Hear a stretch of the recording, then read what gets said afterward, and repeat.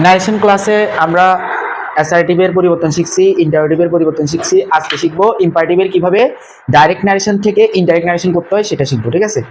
So তার পূর্বে আমাদের জানতে হবে ইম্পারেটিভ সেন্টেন্স কি।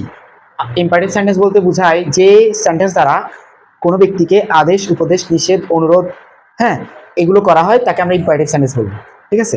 তাই এখানে আমরা যেটা দেখতে পাচ্ছি, দেখো, তবে এটার চেয়ে সবচেয়ে ভালো যেটা আমাদের জানতে হবে এইটার ক্ষেত্রে, ন্যারেশন করার ক্ষেত্রে, সেটা হচ্ছে ইম্পারেটিভ সেন্টেন্স কয়ভাবে শুরু হতে পারে। ইম্পারেটিভ সেন্টেন্স সাধারণত দুইভাবে শুরু হতে পারে। কয়ভাবে শুরু হতে পারে? তাহলে দুইভাবে যেহেতু শুরু হয়, কিভাবে শুরু হয় আমরা একটু দেখি। প্রথমটা হচ্ছে ভার্ব দ্বারা শুরু হবে। কি দ্বারা? এটা অক্সিলারি ভার্ব দ্বারা, ডু দিয়ে হইতে পারে, ডিড দিয়ে শুরু হতে পারে, হ্যাঁ, ডাজ দিয়ে শুরু হতে পারে। আরেকটা বিষয় হচ্ছে যে কোনো মেইন ভার্ব দ্বারা শুরু হইতে পারে। তবে এটার ক্ষেত্রে কিভাবে ন্যারেশন পরিবর্তন করে এটা নিয়ে আলোচনা করব না। আমাদের আজকের আলোচনার বিষয় হচ্ছে ভার্ব দ্বারা শুরু হলে কিভাবে ন্যারেশন করতে হয়, এটা নিয়ে আমরা অন্যদিন বিস্তারিত আলোচনা করবো, ঠিক আছে? আজকে আমরা কি দেখি, ভার্ব দ্বারা শুরু হলে ন্যারেশন করার প্রথমে ন্যারেশন করতে গেলে রিপোর্টিং ভার্ব পরিবর্তন হবে। কি পরিবর্তন হবে? যখন আদেশ বুঝাবে, যখন কি বুঝাবে? আদেশ, তখন আমরা অর্ডার ইউজ করব। ইডি যুক্ত, সাধারণত এখানে সেইড ব্যবহার করি না, টোল্ড ব্যবহার করি না। এটা অর্ডার থেকে অর্ডারড হবে। কি হবে? অর্ডার। যখন উপদেশ বুঝাবে অ্যাডভাইসড, কি বুঝবে? অ্যাডভাইসড। কি বুঝবে? অ্যাডভাইস। যখন আমাদের অনুরোধ বুঝাবে, কি বুঝাবে?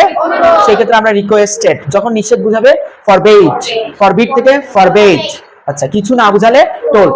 I mean you are confusing, this is the order or advice. Request এটা বোঝা যায়, রিকোয়েস্ট বোঝা যায়। রিকোয়েস্টের ক্ষেত্রে সাধারণত প্লিজ থাকে। কি থাকে? প্লিজ। আর ফরওয়ার্ডের ক্ষেত্রে নিষেধ জাতীয় কথাগুলো থাকে। উই আর কনফিউজিং, আমরা সবসময় কনফিউজিং যেটাতে হই, উই মানে oftenly we confuse in order or advice. হ্যাঁ, এই সেন্টেন্সটা কি অর্ডার অথবা অ্যাডভাইস, এই ক্ষেত্রে আমরা একটু বেশিরভাগ কনফিউজিং হই। এই কনফিউজিংটা দূর করার জন্য আমাদের টোল্ড ইউজ করতে পারবো। If you are confused, this one is order or advice, you can use told. You can use told. So this is the alternative way, told. ঠিক আছে?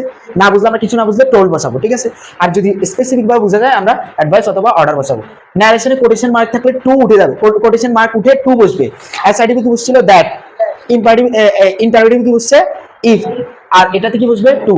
আর নেগেটিভ হলে নট টু। নেগেটিভ হলে person আর special word পূর্বে নিয়ম পরিবর্তন হবে। ওকে, আশা করি বুঝছো। আচ্ছা, আমরা একটু আগে যে নিয়মগুলো করছি এগুলো অনুযায়ী এখন আমরা এক্সাম্পল করবো। এখানে আমি 4টা এক্সাম্পল দিচ্ছি, 4টা এক্সাম্পল আমরা এখন প্র্যাকটিস করবো। 4টা এক্সাম্পল আমরা কি করবো? প্র্যাকটিস করবো। আমি একটুগুলো মুছে দিই, আমার নিজে থেকে এক্সাম প্র্যাকটিস করবো, এই জন্য মুছে দিচ্ছি, ঠিক আছে? এবার দেখুন, আদেশ বুঝালে অর্ডার। আদেশ বুঝালে কি হবে?